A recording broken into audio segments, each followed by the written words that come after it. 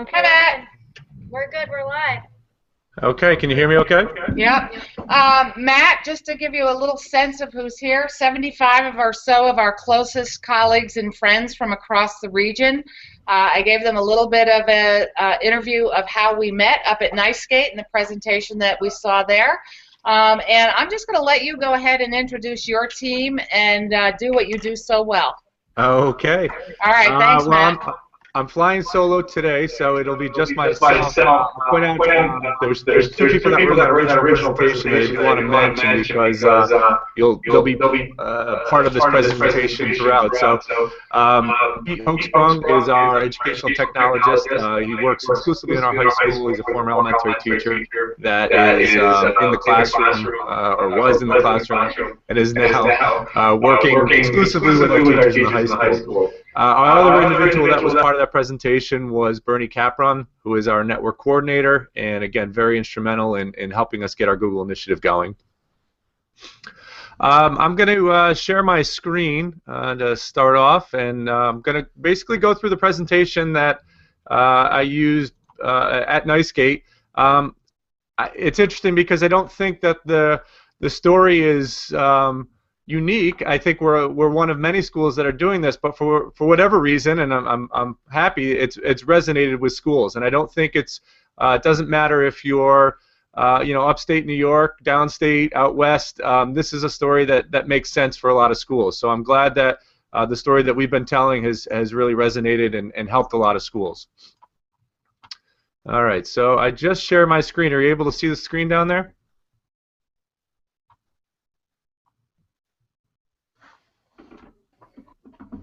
Yes, we see it. Okay, great. Okay. So a little bit about Queensbury. We are located about 55 miles north of Albany. We're kind of a unique school in that it's a single campus environment. We have about 3,500 students, but they all are housed on one campus.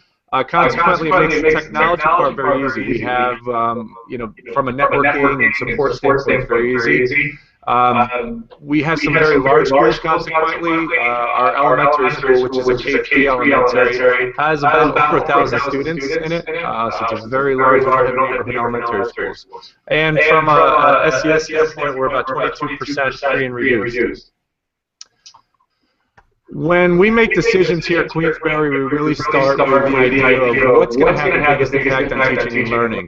I think about 4 or 5 years ago, I had a bit of an epiphany where I said I'm no longer interested in how we're going to impact teachers. We focused so many years on what do the teachers need, what do the teachers need, and we were forgetting about what the students needed. And we really started to make decisions about what was going to have the biggest impact, how we could get more technology in the hands of students, what made them work more efficient, work smarter, gave them more access. And all of those questions that we had really led to a philosophy that we've been building over 4 years. And really, the story I'm going to tell today is about a 4-year story. And it started with a philosophy about how we can make access for our students better, how we can give them better tools, make tools more flexible for them, and really that all led to the 4 critical, or I should say the 4 C's that we've all talked about for a number of years. We wanted to find tools that would improve these 4 C's. We did a little project at our high school,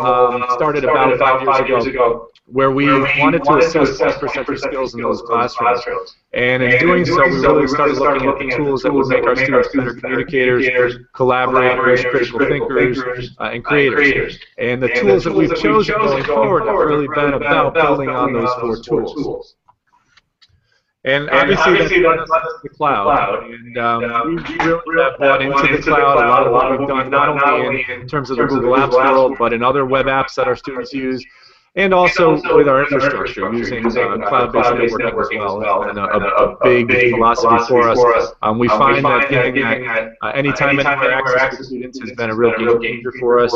So whenever we look for a solution for the classroom, we're really looking at cloud-based solutions. We want to find tools that can give the students the same experience that they will with a locally installed app and do it out in the cloud. And obviously, the philosophy has led us down the Google Apps world. This was a decision that we started back in 2009, 2010, and we've really built on it. We bought into it, we believe in it, and it's really been a game changer for us. What we usually tell schools is proceed with caution. We've had a number of visitors here over the past 12 months, and a few of our visitors come with the question of, just bought 300 Chromebooks now, what do we do? And it's the wrong approach to take with hardware. You want to put the software in front. You want to have that philosophy first. So we started with that philosophy, and we've been able to build out from that. And we've done it very slowly. We haven't pushed our teachers into this world in a year's time. It's taken us a couple years to get where we are today. The way that we started was back in 2010, as I mentioned, with a very small pilot. We started with about 6 of us in our department trying Google Apps, really kind of kicking the tires to see if this was a viable solution for us. I'll point out that the reason we started this conversation was really twofold. We were interested in seeing what cloud-based applications could do for our end users, but also we're faced with a decision. We had and still have Microsoft Office 2003 running on our computers. So you can imagine back in 2009-10, we had a decision to make. 2007 was out, 2010 was around the corner, and we had to look at the cost of upgrading it. For our district, with the number of units that we had, it would have been, for a one-time upgrade, about $80,000, which is our entire software budget for a year.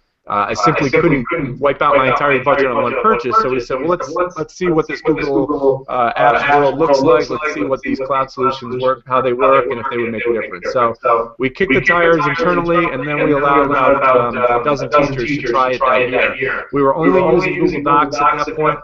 We couldn't use Gmail because it would have required us to cut over all of our mail. So we just wanted to try the Docs and see what we thought about it. We were really pleased. Great feedback from the teachers. Really felt like this was a solution that made sense for us here as a district. So that summer in July, we converted our Exchange server to Gmail, and went entirely Gmail. It was done over 4th of July weekend. We moved about 1 million mail messages from one server into Gmail. That Friday, they were on Outlook Web Access. When they came back on Tuesday, they were in Gmail. And the transition was fairly seamless. We were fortunate. Our staff was already using Outlook Web Access, so the conversion from Outlook Web Access to Gmail was very small. Our office staff did have Outlook, so there was a little bit more of a learning curve. We had trainings ready that first week, so that as soon as we cut over, if they needed help, they could come to a workshop for our 12-month staff. But our focus was only Gmail that first summer. We really felt like we wanted to move slowly. We didn't want this to be a threat. We didn't want this to be viewed as a negative. Too often, people rebel simply because they feel like they're being pushed into it. We felt like this is too important. Let's take our time with it. So we just focused on Gmail for summer, and it really was going to be our focus for the entire school year. But what we found was that as we got into the fall, and the users started going into Gmail, they saw that black bar. If you're a Gmail user, you know that black bar I speak about. It started to wonder, I click on groups. What happens if I click on groups? There are people getting into sites, and they wanted to learn more. So we started like training. We didn't invest a ton of time in those web apps. Again, our focus was Gmail and Calendar. But for those that were interested, we started doing after-school workshops to get a little bit more for those that were ready for that next step. But it was by no means a push. The following year, definitely increased intensity. We started to ramp up the number of apps trainings. Again, not threatening in any way. We just said that we think this will make you more efficient. We think that we can find ways to have you work better with your colleagues or work better with your students by using Google Docs. So we pushed a little harder, but by no means were we saying this is the only solution, this is what you had to use. By last year, we changed our stance a little bit. We were really buying into this Google Apps world, and we really started to see some great success with it, and felt that this is something all of our staff and students should use. At this point, our students no longer were using Microsoft Office. At the beginning of 2012 school year, we actually took Office off of the student computers. So when they came back that fall, they were using Google Apps, and we didn't hear a single complaint. I don't even think they realized that they were using Google Apps in that Office. They just used whatever was in front of them. So we saw that students transition without a problem. We really felt that the teachers were not going to go so easily, so we knew we were going to have to work a little harder with that, but we did increase pressure. We offered an awful lot of training. We also started to add a lot more Web 2.0 trainings and applications beyond Google Apps, things like Edmodo, WeVideo, Blogster, Lucidchart, Evernote. Those were tools that we felt in a web-based world would have as much application, if not more, than Google Apps. And so really that puts us into this year and what's next. We decided over the summer when Microsoft announced that Office 2003 was no longer going to be supported as of April 2014, we decided we're no longer going to invest in Office. We're using it until the bitter end, and then we're going to take it off this summer. And all of our users, with some caveats, will be in a Google world from next school year. It scares me. It's not something I've found many schools have done. I've asked around a lot to see those that are using Google Apps if that's exclusive for them, and in most cases it's not. But we really feel like we've put the training efforts into it, which I'll show you in a minute, that we think we're ready for this. And I think our end users have been trained, they have been warned, I guess, far enough that this is coming. They've had every opportunity to get help when needed. So this is the next appropriate step. Now, I mentioned there are some caveats. We are going to maintain Office in our offices where they have to do things like mail merges, printing labels, envelopes. That's not something that Google does terribly well right now, although we can do mail merges with it. We're also going to have it in one of our business computer labs where we do computer applications because we do think it's appropriate to bring it on both platforms. And we might find queries here and there. The Math department is telling us that the equation editor is not up to the same standard as the Office one is. So we're still working with Tolo. Let's see what happens. But for now, we're kind of keeping that option open. The real the push for Google Apps is all based on PD, and that's been an important part for pretty much everything we've done. I've been at Queensberry for 11 years, and we've always tried to put PD in front of any major initiative that we've done. And this has been no different. You can see over the course of 4 years, we've offered an awful lot of Google training, an awful lot of road training applications beyond Google, and you can see the others have started to dwindle. Those would be locally installed applications. We were doing a lot more of that back in 2010-11. We offered none of that this current school year. So we've made that transition, but there's been an awful lot of opportunities for our teachers to get trained. I'll point out that we are somewhat fortunate in that our teachers are required to do 10 hours of PD contractually every year.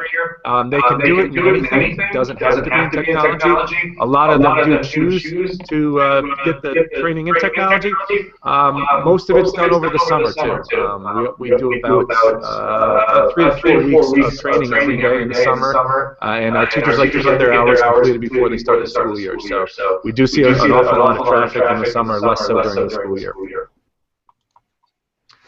In total, since 2010-11, we've offered 189 total workshops in either Google or Web 2.0. These are internal workshops done by our educational technologists. We've seen over 1,000 teachers across those workshops. Obviously, we have about 275 teachers, so obviously we're seeing teachers multiple times for different types of teaching. So we've tried to find things. We've done straight Google Docs, sites, groups. We've done an all things Google where it's a 3-hour, how this all kind of ties together. We've tried different approaches. We've broken it out by grade level, we've broken it out by subject area. So we're trying to hit everyone in different ways so that there's some application for them. And is it working? Well, I think if you go back to one of those first slides where I talked about the 4 C's, we are seeing the development of more creative, collaborative, communicative, critically thinking students. In terms of creativity, our students are creating in Google Docs. In the past year, we've seen our students create, I shouldn't say just students, this is staff and students.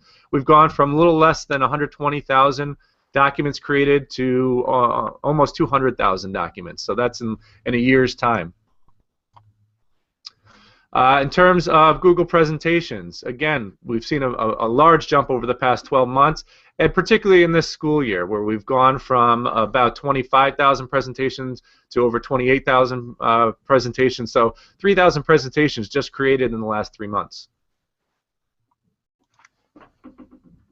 Documents shared, we have gone from, and this is kind of Pete, my partner, is kind of criticizes this because I'm taking the luxury of scale here, but I think it's important to show that almost in terms of this is documents shared by user. So what we're seeing is almost an average of one person share. The creator is sharing their documents with almost one person.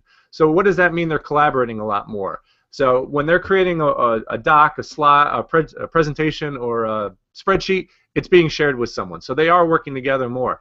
If we get that number up to 1.0, that means that every document that a student creates is being shared with someone else. And I think that's showing the value of the collaboration that we're seeing with Google Apps. And what are some of the possibilities? These are some examples of what we're seeing with our teachers. This is a variety of from the basics to the advanced. So I'm just going to open up a couple of these and share them with you. Our first one is a presentation that was done by a global history class. I think this is a 9th grade class. And this is a simple example of how students can work together to build a presentation simultaneously. We have 5 students that have built this presentation. They could work on it at the same time. They could, unlike PowerPoint where you had to have one version and then you had multiple people working on that version and it wouldn't let more than one person work on it at the same time, or they had to create their slides independently and then merge them together. This is one document being collaborated on at the same time by 5 people. So each kid gets a different slide to create and add information to, and it's being done simultaneously. What we found with presentations, what's been really unique, is we've seen examples where a student is homesick and they can get on a computer at home and join the class during that time and actually build a presentation from their bed or from their couch at home while they're homesick. Something we never were able to do before, and the students have captured this and figured this out and taken advantage of it, and that's really cool to see. We've also seen the added benefit of collaboration and revisions and communication through commenting. So this is a global ethics class being taught by one of our most veteran teachers. She wouldn't be offended in me saying that. She's a few years away from retirement, and she has really latched onto this. So we found this is not an age thing. This is not the young teachers are doing it, the veteran teachers are not. This is a teacher who really has gotten the benefits and the efficiencies of Google Docs and has really pushed her students to work with her on this. So she has had the students share this document with her. She leaves comments along the right side throughout the document, and she also can comment back to the students and actually post a grade right on the paper. She no longer has a student's print. Everything comes home with her. She loves that she can sit on her couch at night with a laptop on her lap and evaluate all of her papers. She would never go back to using pen and paper with her students. Everything gets shared with her. This is a similar story. This is a middle school technology class document. What's a little unique about this one is that the teacher, when he comments on the paper, he requires his students to resolve his comments. So you can see, if they show up here, there we go. You can see that along the right side, he leaves a comment and the student has to mark that as resolved. So the student has to acknowledge the comment and make a change. He doesn't grade on the first submission. He only provides feedback, and then the student goes back, makes the change, marks the comment as resolved. What's nice about Google Docs is it's tracking all these comments. So even once he resolves them and they disappear, he has a whole running log of all of his comments and the resolution she's made. I'll point out with all these, and actually even more so, I'll flip back to the presentation. If you're not familiar in Google Docs, I don't have access rights to this particular document, but you can see it says See Revision History. And what we found with this is it really allows, whenever you're doing this kind of group work, it allows the teacher to see who's participating on that particular project. And that's been a tremendous asset for the teachers. In the past, you kind of had to guess who was pulling the lion's share of the work, who was just sitting and not really contributing. Now they can look at the revision history and they can see by user who's done what. And if they see the same name listed over and over again, it's a pretty good sign that one person did this work, and only one person. It also helps for those situations where a student creates a document, submits that document to the teacher, and when they look at the revision history, they can see that it went from a blank document at 11:05 to a 3-page essay at 11:10. Clearly, the student didn't write 3 pages in 5 minutes, so they copied and pasted from somewhere else. So it's helped kind of understand how students work a little bit. It has helped deal with some of the plagiarism issues that we see. Once you show the students this one time, it cures a lot of those issues. So they're amazed when they see it. Some of them are fairly sheepish about it as well. So we've kind of seen the collaboration, the interaction between teacher and student. The use of revision history has really changed the way work is being produced in our classrooms. In terms of some of our advanced uses, we're seeing teachers take advantage of scripts, which are free add-ons to the Google Spreadsheet product. The first one I'm going to show you is a combination of 2 scripts called Doctopus and Gubrick. This is a foreign language teacher, very, very reluctant to use technology, but has really latched onto these scripts. She's now showing people in her department how to use them. Through Doctopus, she distributes this assignment to every student. This assignment gets named, it gets sharing rights between teacher and student, and like the predecessors that we showed you, she can leave comments along the way, but what she does at the end is she attaches a rubric through Gubrick to this actual document.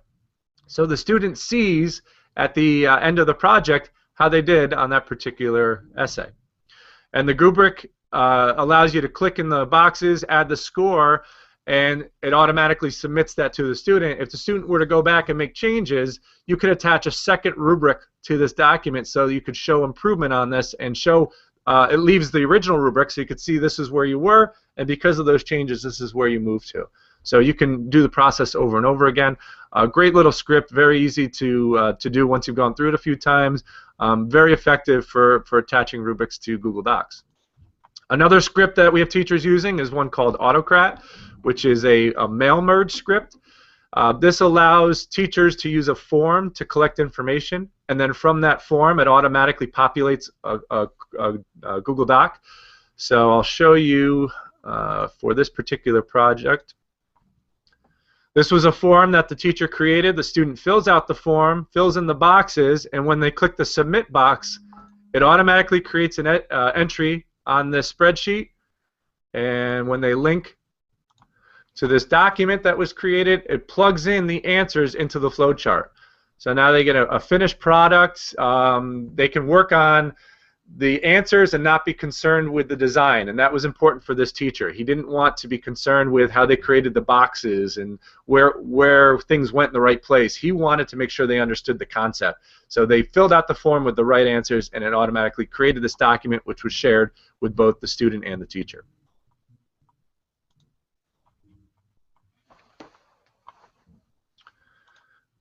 Okay.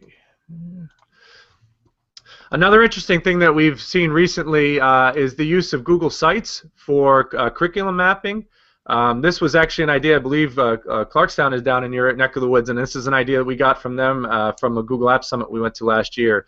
And the value of what I've really liked about this process was this was teacher directed. This was something that they came to us and said, we have this idea. We want to use a Google site to do our curriculum maps. We are currently using Rubicon Atlas, which was great initially for getting all of our curriculum in one place, but once it got there, teachers weren't using it. They weren't going back every day. It wasn't really part of their daily instruction, so it really kind of lost its focus. And the use of a Google site makes this more about how we can use this on a daily basis. So the teachers came to us and said, this is an idea we have, and we loved it so much that we're actually going to be pushing this out district-wide over the next 2 years. We're working on a kind of a template that teachers can use to capture their curriculum. We do have a couple of subject areas in our 4th, 5th grade building that are already working on this. I'll show you, here's an example of it. So now they have a Google Calendar with information on it. They have resources that are uploaded right from Google Drive. In addition, they have, let me show you the math one as well, what we've been able to do now with the ability to actually embed folders from Google Drive. We now have teachers taking a Google Drive folder that has all the resources for a particular unit or module, in this case for 5th grade math, and they're now dropping that folder right on the website. So they no longer have to go back to this website to add content. They're just putting a new document in that folder in Google Drive, and it automatically shows up on this site for all their colleagues to use. So we're seeing the growth of curriculum, the abundance of great materials just expand exponentially because of the ease of doing this. They don't have to maintain a site anymore. They just have to maintain a folder, which they were already doing. And now everyone can see it. Everyone can contribute to the addition of this curriculum map. So it's become more in your face. It's definitely going to be used on a daily basis, unlike what we were dealing with Rubicon. And we're thrilled that it was a teacher-directed, teacher-led idea. It wasn't something we said you need to do. We find that if the teachers are behind this, we're going to get a lot more buy-in. And I think with this particular initiative, this will go a lot further because it's the teachers driving the bus. I wanted to just show a couple quick little clips of the types of teachers that we deal with here that you all deal with in your own districts. I've got just a quick snippet of 3 different educators broken down by a description that you probably all have. I have the tech-savvy risk-taker, the apprehensive veteran, and the negative doubter. So at this point, I need to switch over to the YouTube app. So I'm going to pop out of here. And Alana, just make sure that we could see it on your end as well. I don't see it yet. And you may have to click on that button that I showed you. Oh. That you added.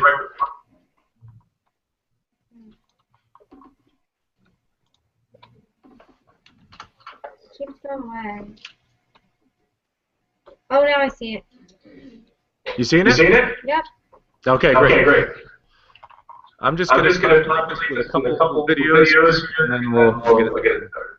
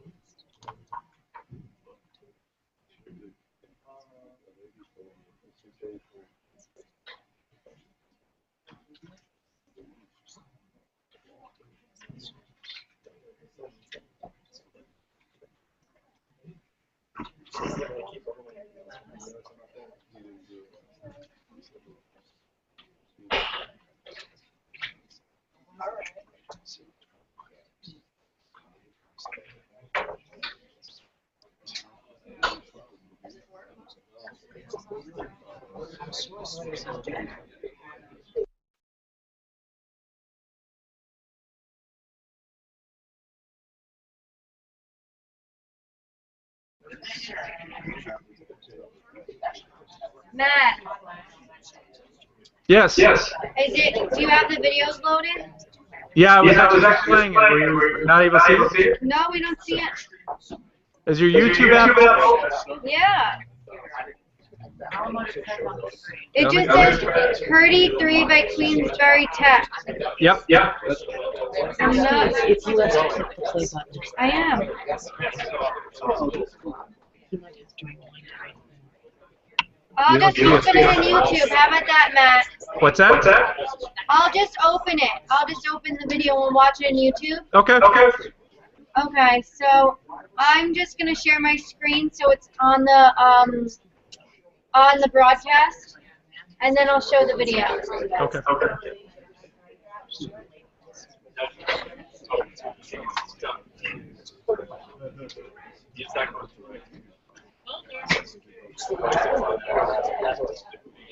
It's not loading it.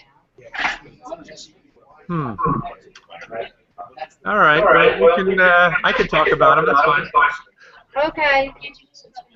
We go back to. It's not working. It's not working. It's just that you did try. I've tried like. Okay. Can you see my screen?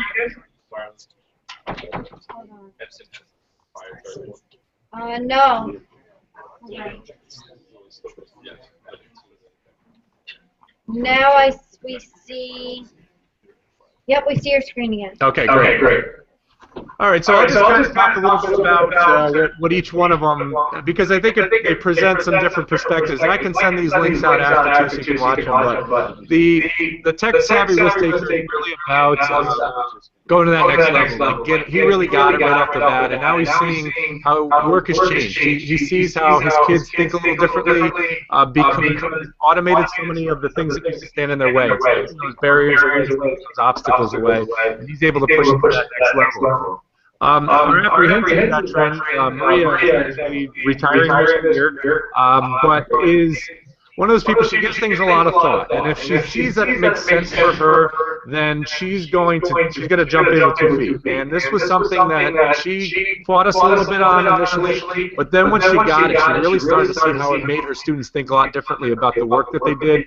As she said, it forces them to take a lot more ownership of their work, because they have access to it to any time, anywhere. They don't have to be at school to work on something. They know they can get to it at all times. So she's pushed that ownership on them a little bit more and seen the benefits of it. She's found that the platform has been really easy for her to adapt.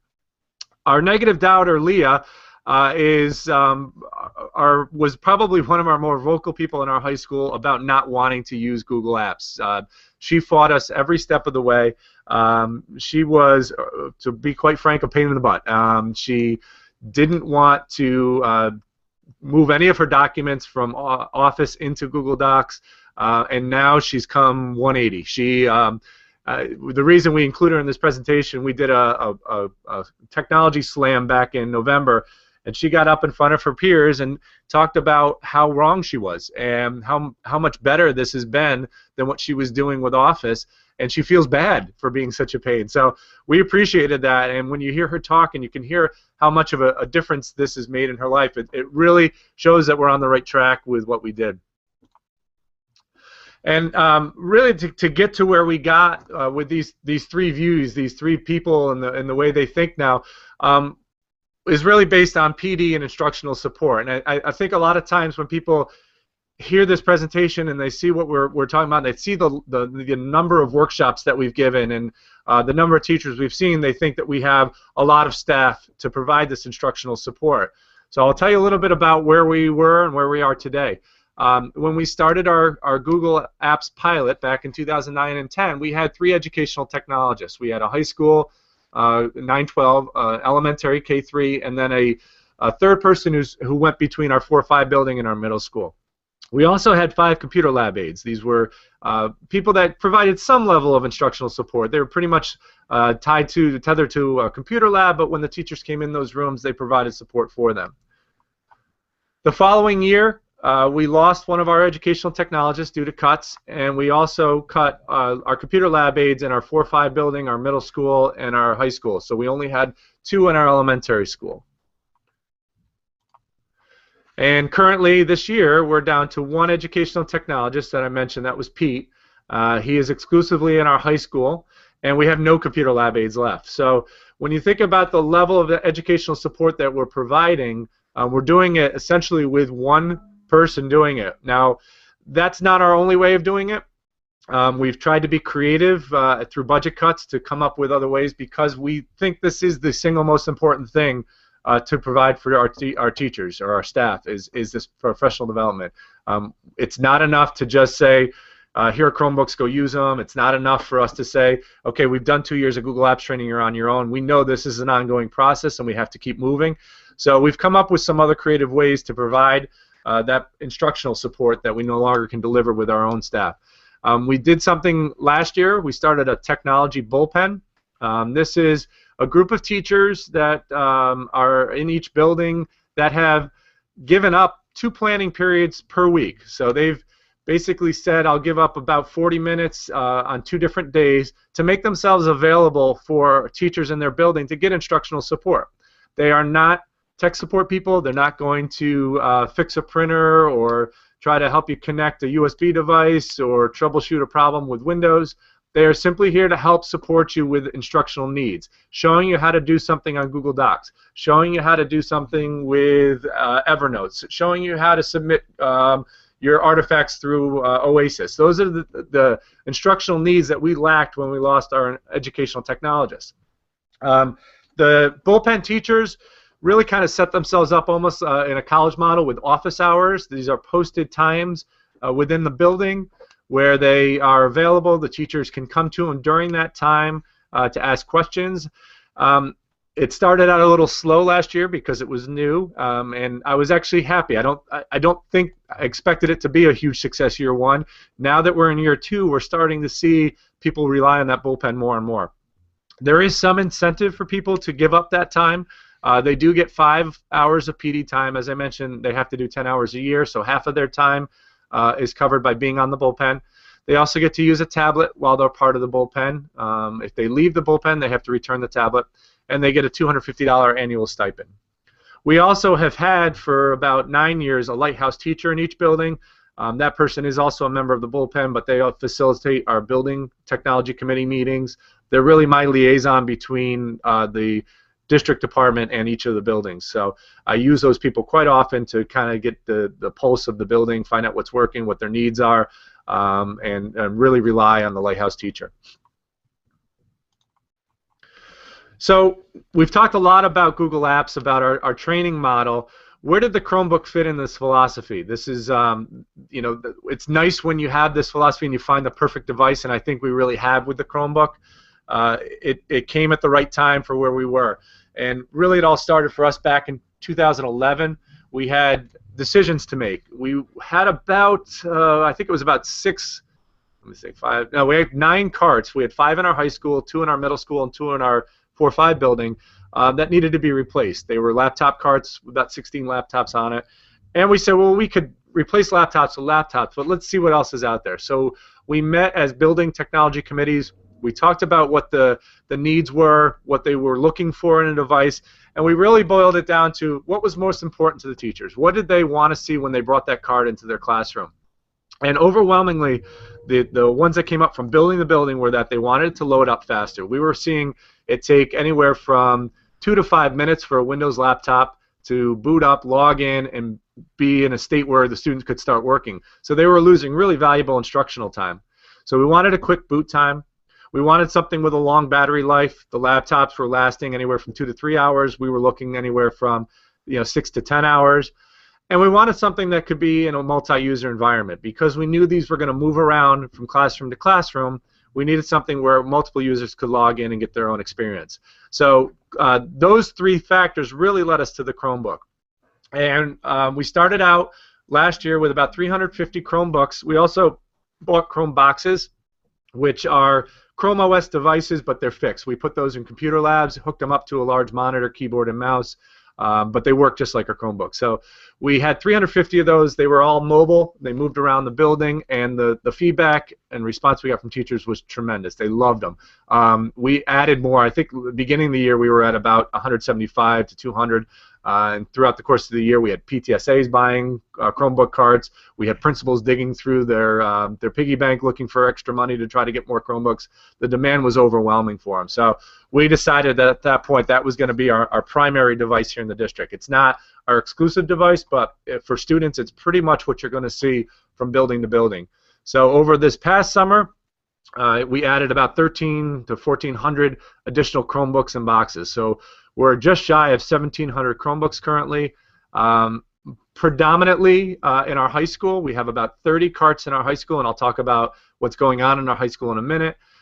We do have about 6 to 7 carts in our 4-5 building and our middle school, and we have 6 carts in our elementary, predominantly in our 3rd grade.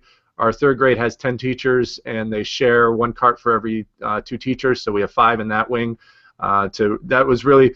I kind of backdoored into getting into the elementary school. When we saw the keyboarding requirement in Common Core, we said we needed a keyboarding system and felt like this had to be part of the classroom culture, not something that you would have to go to a lab to do. So we convinced the district office to use some grant money to buy 5 carts for the 3rd grade. So we're really fully immersed from grades 3 through 12 with Chromebooks, and that number is only going to continue to rise. So adding a lot more devices obviously means that we added more staff, and I'll show you that's not been the case. We were, back in 2010-11 when we started this apps initiative, we had about 1,400 devices, and we had 3 technical staff. The following year, we stayed at 3. 2 years later, we were almost 1,000 more devices, still 3 staff, and now we're at just nearly 3,000 devices, and we still are at 3 staff. So we've not added any technical staff. And quite honestly, I don't think I have a compelling reason to add technical staff. And the primary reason is when you have 1,700 devices that are Chrome OS, so much can be done from the management console. And if you haven't been in this, if you're not a Google Apps district, this is the game changer. We're able to do so much right from this console that impacts all 1,700 devices. If we want to add an app to a Chromebook, we can add it in the matter of 5 to 10 seconds. We can add that app, and the next time that user logs in, that app will appear.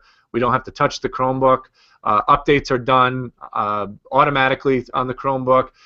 We can push out wireless. We can push out different configurations, home pages, security settings. All this is done right from here, and it's taken the need to actually have our hands on the Chromebooks and brought it to basically about a 15-minute process to get it enrolled when it first arrives. And after that, there's very little contact that we need to have with that Chromebook. So consequently, we've not needed that additional staff. The other important benefit that we've been able to add over the course of time since we started with Google Apps that's really helped is the integration between Windows and Chrome OS. Through Google Active Directory Sync and Google Active Password Sync, we're able to do everything just in one location. So when we add a new user, we do it in Active Directory, and through Active Directory Sync, it automatically creates that same user on the Google side. So we no longer have to worry about managing 2 different databases of users. We just do it in one spot, and we have it sync up. I think it's twice a day. It syncs up, and that user automatically gets created on the Google side. Along those same lines, we have an active password sync, so when the user is required to change their password on the Windows side, it instantaneously changes it on the Google side. So everything is the same between Windows and Chrome OS, and that's been a huge difference for us as well. So really, we're at the point where we have a philosophy. We know that this Web 2.0 world works for us. We know that we can live in the cloud with a lot of what we're doing. And we know that Chromebooks have made a difference from the hardware standpoint and how our students and teachers are working. So what happens if you have this philosophy and all of a sudden you get money? I mean, that's a dream for people. All of a sudden you get this pool of money to spend, and that happened to us. And this is where we were very fortunate. We received a grant from New York State back in the summer of 2012. It was part of the Race to the Top funding. We got a $1.8 million grant over 3 years, so $600,000 a year. And it was based on, essentially you had to have an initiative that was already going on in your school and how you were going to use this funding to build on that initiative. So we had 2 initiatives in our high school. We were in the process of starting an IB program, and we also had been working with 21st century learning environments, where we had worked with 8 teachers, basically gutted their rooms, said to them, if you could recreate yourself as a teacher, what would you do? We worked a lot on project-based learning. We talked a lot about the integration of technology in those environments. And we felt that the impact of those rooms really merited building out in the building. So those 2 initiatives were already in place. We included those in the grant, and the grant is essentially going to fund the ability to build our IB program in our 21st century learning environments. We now call them digital pig pens. The name of the grant was called a Performance Improvement Grant, which is where the pig pens come from. So our teachers are now, all of our teachers in the high school are signing up to be part of 1 of 3 cohorts. And as part of that cohort, they do a full year of professional development, and then the second year they actually get technology for their room. So every teacher will have a full set of Chromebooks in their classroom that are there every day for the students to use. So by the end of the 3rd year of our grant, we'll have a set of Chromebooks in every single classroom in our high school. So in a way, we'll be fully one-to-one. I'll talk about our slight variation of a one-to-one in just a minute. We started everything with PD through the grant. As I mentioned, they have to do a full year of professional development. They don't see any technology in their room until they've completed 10 hours of PD the prior year. We've really tried to individualize training. We've given every teacher a personal technology plan. They meet with Pete, our educational technologist, to talk about what their needs are. And the needs certainly vary from teacher to teacher, and they also vary from content to content. So we tried to personalize training based on their skill set and also their content area, and giving them a wide array of professional development opportunities. We don't want them to just have one experience. We want them to learn in a variety of different ways. So in doing that, we've created 4 unique opportunities as part of that 10 hours. The first is through a webinar. This was done similar to what we're doing right now. Pete and I delivered a Google Hangout. We call it For Your Consideration, and it's really a 300-foot view of ideas that a teacher should start thinking about now, not once they get their equipment, but do it now as part of the first year of PD. To think, once I have this technology in my room, what's going to happen? What's going to make my teaching and learning, my teaching and the students' learning different? We don't want the same old, same old. We're really hoping that this does shift instruction a little bit, at the very least, and start to really be a lot more student-centered. We want more digital environments instead of digitized environments. So we really want, the digital to be just kind of part of the culture of the room. So the webinar really kind of introduces a lot of these concepts to the teacher, and that's our kickoff for PD. We then have our teachers take part in online courses, and I'll just pop that open here. We use Edmodo right now as our platform for online instruction, and so every teacher, as part of that cohort, had to take on the role of a student in the classroom. So I have, here's the course that Pete did last year. So Pete was the teacher, all the teachers in the cohort were the students, and we sent them through a series of activities. They had to develop a quiz, they had to post links, they had to create stuff in their library. Again, the idea here is that there's more than one way to learn, and it's not just through a face-to-face workshop. So we use the online course as one of those options. We also created online workshops, built a Google site where we had a list of different courses, I guess, workshops that are made up of videos that Pete and I have created, and also videos that we've embedded from an Atomic Learning subscription that we have. So, for example, here's a workshop on formative assessment in the cloud, and we've culled together resources from all over the web, including Atomic Learning, and also ones that we've created ourselves. The teacher, at the end of watching the videos, has to complete a quick form to show that they did it. And again, just another way for our teachers to learn about technology, using technology in the classroom. And of course, we have traditional workshops. We have a website dedicated to the grant, and over on the right side, you can see that we have sessions throughout last year for our first cohort that they could sign up for. You can see there's content-specific workshops as well as tool-specific workshops, depending on what was in their personal technology plan. Everyone's plan was different. What we really tried to stress to the teachers is that you can teach in more than one way. It doesn't always have to be teacher-led. That instruction can take place online, instruction can take place face-to-face, but done through the web. There's just a wide array of learning opportunities once you have the technology in your room, and we're really hoping our teachers will take advantage of that the second year when they get the equipment. And as I mentioned, we stop. We don't put technology, the hardware, at the center of this. It's really about what you can do with the hardware. So no teacher sees a piece of equipment until they get their classroom the second year they've gone through the PD. Every classroom, as I mentioned, gets a card of 30 Chromebooks. We also replaced whatever display was in their room with a new projector. We're also piloting a tablet as well in the classroom, a wireless tablet, and how it can interact with the projector. So we're really trying to make the environment unique, and again, make it very teacher-centered. So is it working in our high school? I think it's still a little too early to tell. We're a few months into it, and I did a survey at the end of October, and the feedback was good.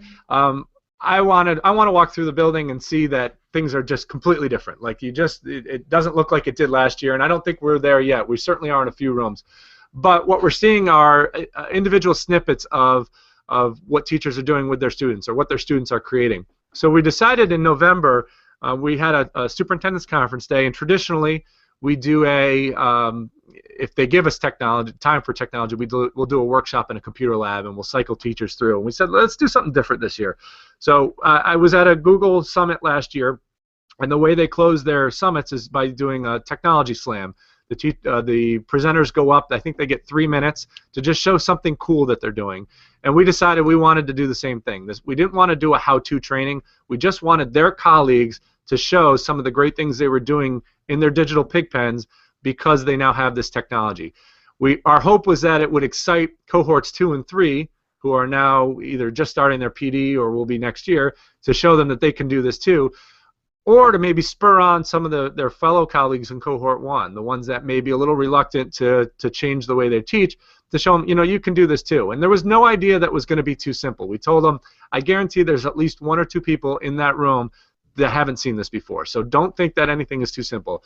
We ended up having 9 presentations. We put them on a clock. They had 4 minutes to present, and just some amazing stuff was shown. And we were really thrilled that it was, instead of myself and Pete doing the presenting, it was their colleagues. And it was a really wide array of colleagues. It wasn't the usual suspects, the ones that everyone knows get this stuff. It was a good mix of the ones that are part of all of our PDs and the ones that we never see. So it was a great culminating activity for us. Again, I have some samples in YouTube. I'm not going to show them here, but I can send links to some of the slams that we did. So to kind of wrap this up, how do you sell this to your staff? And this is where we were back in, I would say 2010, 11, maybe even into 11, 12. These are the things that we told our staff at the time, and quite honestly, we're still telling our staff. I think we're probably at about a 75, 80% adoption of Google Apps. We still have that last 20% that we're going to be working on throughout this year.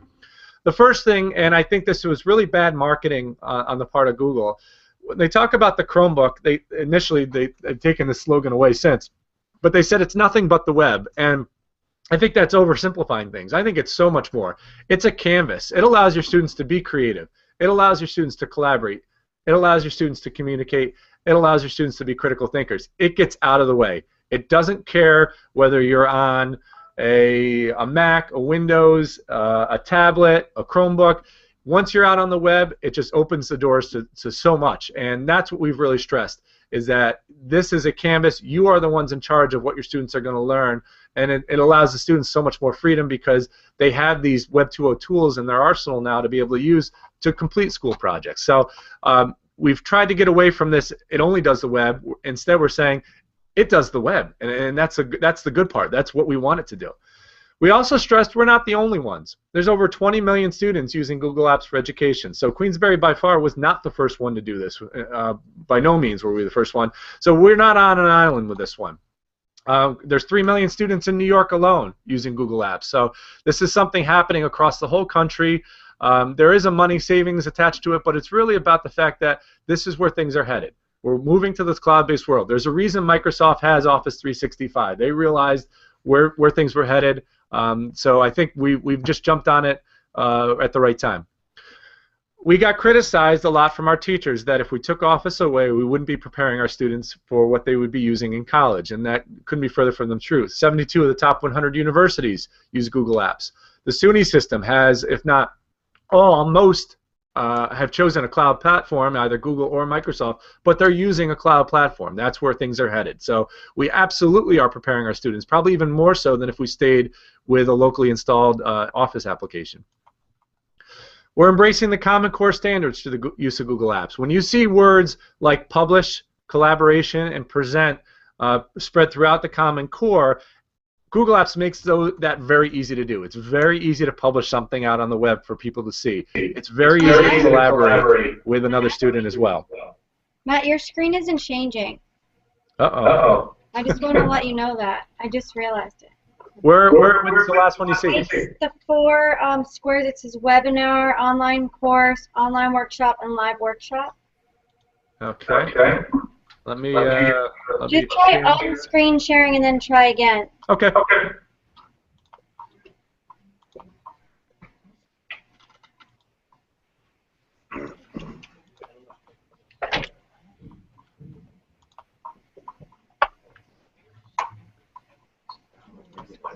What do you see now? I still see the same screen.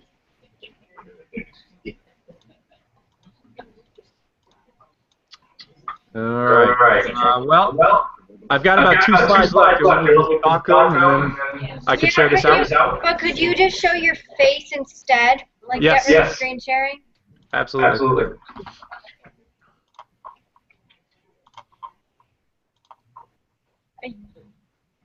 I still see your screen.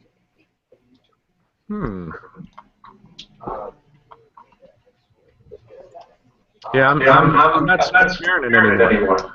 How about you end? It's the fourth tab. Keep changing. See, it says. Oh, okay. Go to a different tab. The fourth one. The fourth tab. Someone's telling me to tell you to go to the blue fourth tab. If you want, you could just end the call and I'll re-invite you. That's Well, what's just changed. keep going because we're going to run out of time. Okay, you could just keep going. Okay. All right. So I just got a couple more slides. So actually one more slide. It's basically the last slide that I have. Again, I share this out. Is talk about money savings, and this is not the reason we did it. We really put the idea, the concepts, and the philosophy first. But the reality is, it does save money. When I mentioned back then, when we looked at upgrading Office, it would have been about an $81,000 cost for us. If we had subscribed to the Microsoft licensing model, which didn't exist initially but did come in later on, it would have cost us about $25,000 as a district. What we've spent on Google Apps to date has been zero. We've not spent a dime on Google Apps. We do spend money on archiving our mail through Google or through Gmail, but we were doing that before anyway. So we definitely have recognized savings, but again, that's not the reason we did it. It's just a nice byproduct of doing this ourselves. And lastly, I have just a couple of videos that, again, I won't be able to show. I'll absolutely share this presentation out with you, but just kind of talks about the two teachers. The one teacher really mentions that the beauty of what we're doing here is it's become almost invisible to their work. And I think as a tech director, that's always my primary goal is to provide tools that are invisible to our end users, that you don't realize you're using the technology because it becomes part of the classroom culture. And I think that's what we're seeing with Google Apps now. We're really seeing this being used on a daily basis without even thinking about what you're doing. Documents being shared, student to teacher, teacher to teacher, student to student. And that's really been a game changer, and it's changed the way students work, it's the way teachers teach, and we're just thrilled at the impact that it's had on our district. All right, and I think that wraps it up. All right, I think we'll go into Q&A now. There was a lot of information shared by Matt. So we'll spend the next 10 minutes on questions. We're running a few minutes late, but Stephen from Google's on target for 10:30. So anyone have questions? Comments? I have a question. We're going to repeat it because I'm not using Yeah, the Matt, I'll microphone. repeat it for you. Okay, thanks. If we transferred everything to Google Docs instead of Microsoft Word, what would happen to all the lessons and the files and everything we saved on Word over the week? Okay, if they transfer everything from Microsoft Word to Google Docs, what would happen to all the files that they've had throughout the years? So we pretty much give our teachers the option. They can either upload the document from their, we call them home drives, the H drive. They can upload the document from their H drive and put it into Google Drive and not convert it. So really Google Drive is just hosting the Word file. Or they can upload it and convert it. What it will do is actually keep two versions of that file. It'll keep the original Word file, and it will also convert it to a Google Docs file. So they'll have two versions of that file. Obviously, going forward, that they just use the Google Docs file, but the Word file is there in case they ever needed it. It may be a benefit at times. The conversion doesn't always go great when it converts to Google Docs, so they'll have that original raw file in case they wanted to use it. We're also, I should point out, we are going to, when we take Office off the computers, we're going to put LibreOffice on, which is an open source Office platform. If they get a document that gets sent to them in Word format, they'll be able to open it in LibreOffice as well. So they can either use Google Docs or LibreOffice, but for creating brand new documents, we're really pushing them to use Google Docs. Thank you. Another question? Yeah, I was wondering, I'm interested in starting up the technology movement. Does he have a format we can communicate that is how to set one up in our schools? Right. So, Matt, the question is, do you have any guidance or anything written to help someone that wants to start up a bullpen? I could share kind of, it's just kind of almost like a infographic that I showed you. I could share that with you to kind of give my background in doing that. I think I might have a document that I also presented to the superintendent that laid out the rationale for why we needed it. I can share that as well. And we'll make sure everyone has Matt's contact information, so if that's not enough, you can ping him with some questions. How about interoperability between the other systems that school districts need? For instance, I noticed that your district is using SchoolWire for your website. So I'm curious as to how you're interfacing Google Apps with SchoolWire. And then secondly, how does this relate to your, how are you connecting with your student information system to get student data? And then lastly, how are parents interfacing with this environment? Did you hear that, Matt? I heard the first two parts. I didn't hear the third one. How are parents interfacing was the third one. The first one, it's a general interoperability question. The first one is about school wires, and the second one was about your student information system, and the third one was parent involvement in the whole thing. Okay. SchoolWire is new for us. We actually just converted it this summer, so we don't have a lot of integration between the two. We actually are using the SchoolWire's calendar right now, although we asked at that time if we could integrate their calendar or our calendar into theirs. We decided to stick with theirs for now. Beyond that, there's been no integration between the two. Student information, same thing. It's a separate system for us. The Google Docs is really the creation platform. Student information systems does what it does. There's really no interface between the two. Parent involvement. There really hasn't. I haven't heard from any parents except for parents who are teachers that talk about how much their kids are doing in Google Docs. I'm not sure if there's something specific they're looking for in terms of parent involvement or what their role is, but we don't provide accounts for them or anything like that, but obviously they're seeing what their students are doing with it. Is there something specific that you're looking for with parents? Well, just parents like to see what's going on in the classroom, but on the second part about interoperability with the student information system, how are you handling, the scheduling data getting into, like, the students having access to teachers, teachers having access to students? How are you managing that? Okay. So we work with the teachers, and the teachers generally are instructed if they're going to have students sharing work back and forth, which most of them do, they create a folder or have the students create a folder. It could work either way. The students share that folder with the teacher, and then any work that they put in throughout the year goes in that folder. The teacher automatically has access to that. So that really is usually a first week instructional period with the teacher to the students to say, but we need to get this set up. So it's a quick tutorial to show how to create a folder and share it with them. Once that process is done, anything going forward gets put in that folder. The teacher automatically sees it. So that's a shift for some people, from a top-down sort of data integration. We're going to populate our class pages using CSV files to a more user controls the environment approach. Would that be right, Matt? Yeah, I would think this is definitely on the top side. I mean, we are out, full disclosure, we're using a product called Hangout, which is not a free product, but that does basically do what you just indicated. We can take schedules out of our student information system. We can upload them into Hangout. Hangout pushes users out to all the kids for that particular class, and then the teacher can distribute assignments into that folder. We're piloting right now with about 6 teachers this year to get a feel for if it's something that would be worthwhile. Our concern is that going into the 3rd year of our grant, those are probably going to be our most resistant teachers, and probably the ones that are going to have a harder time understanding this concept of creating folders and sharing it with students, or students creating folders and sharing it back. A parent takes that off of their plate and allows us to do that for them. But I'm not sure that I want to spend the money on it yet unless I'm sure it's going to do it anyway. What was the name of the product? It's called Hangout.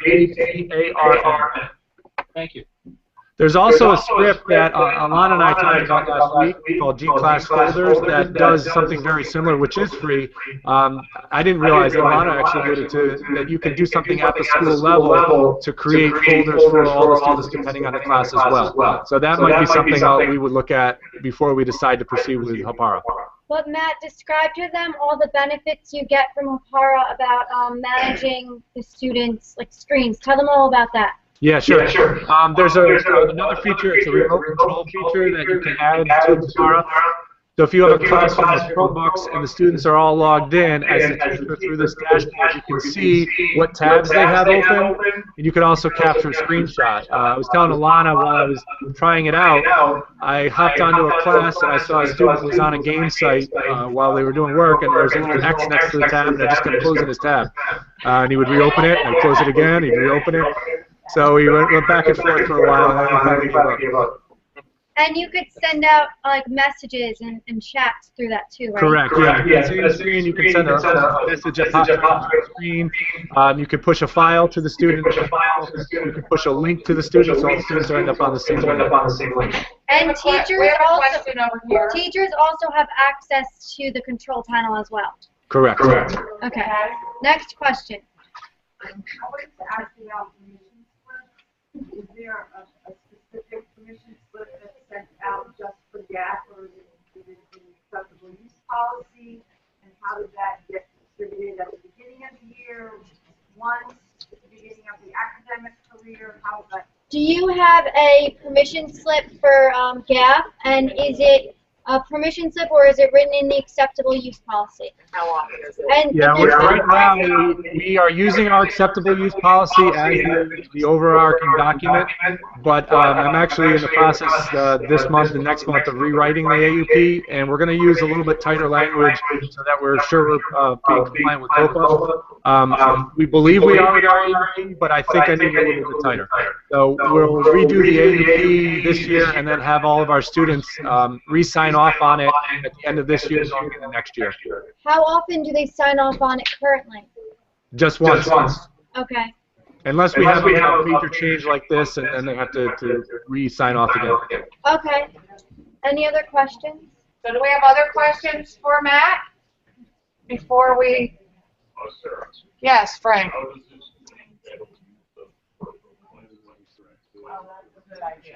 The question is, how do you deal with peripheral devices such as interactive whiteboards and printing? Printing I'll address first. I'm not an expert on this. My network guys use print, which has worked really well. I think you basically have to set up a computer that attaches all your network printers, and then that computer is almost like a print server. That cloud works through it. Again, I'm not an expert on this, but my network guys got it working. So all of our Chromebooks, depending on which building they're in, can print to certain printers. So Chromebooks in the high school can print to the library printers. Chromebooks in the middle school can print to the library printers or computer lab printers. So we've handled printing without an issue. In terms of interoperability with devices, there's really a reason why this is a student device and not a teacher device. There isn't any interaction between a smartboard and a Chromebook. We looked at possibly using Chrome boxes in our teachers or classrooms last year when we replaced teacher computers, and it just wasn't viable. We know we can hook up like a IPvo document camera. It does work with a Chromebook. We've tried that. We've also had Vernier probes connect to Chromebooks, and they work as well. But there's definitely devices out there that don't have drivers and won't work on a Chromebook. We have another question. Special education software and psychology software with Chromebooks. Is there available software for special education and psychology? Well, we use IP Direct, so it's entirely web-based anyways. If we have locally installed applications, again, more than likely those people aren't going to be using a Chromebook. They're going to have an office or teacher computer, which is still a Windows computer. We generally don't need it when these are predominantly student devices. We generally aren't going to need that. I'll also point out, I forgot to mention this when we talked about our high school initiative. I mentioned that we're not number one. We decided when we got this grant that instead of having the kids take the devices home with them, they were going to reside in every classroom. So no matter where the students go at the end of this grant, they'll have access to a Chromebook. The reason we decided not to go with a one-to-one is really twofold. The first is, as I mentioned, we only have 3 staff. And we've really felt the logistics of sending home 1,100 Chromebooks was going to be more than we could handle. It's not out of the realm for the future, but right now we just didn't believe we were prepared for all that bringing these outside of the building adds to our plate. We talked to a school in Wisconsin that was doing this, and you know, some of the things they brought up in terms of kids with attendance issues, they have to go and reclaim those Chromebooks every day before they leave, and it just wasn't something we were prepared for. So that was the first reason. We just logistically we weren't prepared.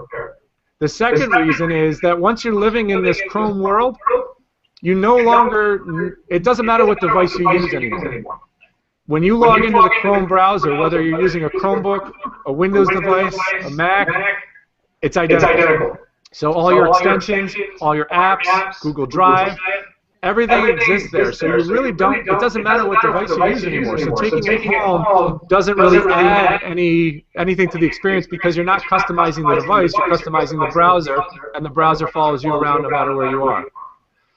The only but to that is that we do have a population of students without something at home. We surveyed our high school about 3 years ago. We were about 94 to 95% that had devices at home. So we still have that 4 to 5% that we have to deal with. And that's something we'll be addressing in the next few years. We do have about 150 3G models of Chromebooks that could potentially be taken outside of school if we decide to provide for those 4 to 5%. Any other questions? Well, we're going to take 2 more questions because Stephen is on the line waiting for us. So let me just go to John first, Patty. So hardware replacement cycle, Matt. The console, the management console is licensed for 3 years. What happens after 3 years? It's my understanding that 3 years is no longer 3 years, that it's an unlimited license. It used to be 3 years. The first batch we bought was 3 years. Now it's a one-time cost that covers it for the lifetime of that equipment.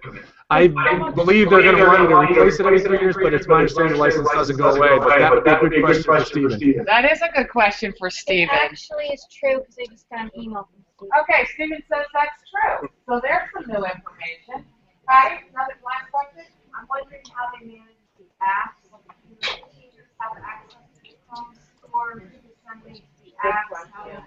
Yeah, how do you manage the app store for teachers and students, Matt? We keep the App Store completely open for our teachers, so they can add apps and extensions. Again, for them, it's mostly on their own Chrome browser on their Windows device. For the Chromebook, we lock the store down. Right now, we have about 25 or 30 apps and extensions that the user can add themselves. Plus, we pre-install about 14 apps for our students. They vary by grade. We have all of our students broken up by their graduating year. So for 3rd grade, they get the EduTyping app that we created. The high school students don't see that app. So we do customize it depending on what grade we are in. Great. And, I guess, let me just add, we also have a music app that the teacher wanted to add. I didn't push that out to all the Chromebooks. Instead, I just made it available in the store so the teacher can have the students go to the store and put it on their Chromebooks themselves. Great. Thank you very much. Join me in thanking Matt for joining us today from Queensbury. Everything that you've seen and heard about today, we will make available in that shared document. Alana's scribing vigorously as we go through. So thank you very much, Matt. Well, thank you. I appreciate the privilege to speak. If you have any additional questions, you can ask Jeremy and Jen. They know all the answers as well from Ossining. So any other questions, they'll be able to take care of you. Great. So for everyone, we're recording this. We will make the archive of this available. Okay, I'm going to stop the broadcast. Just hold on 1 second, Matt.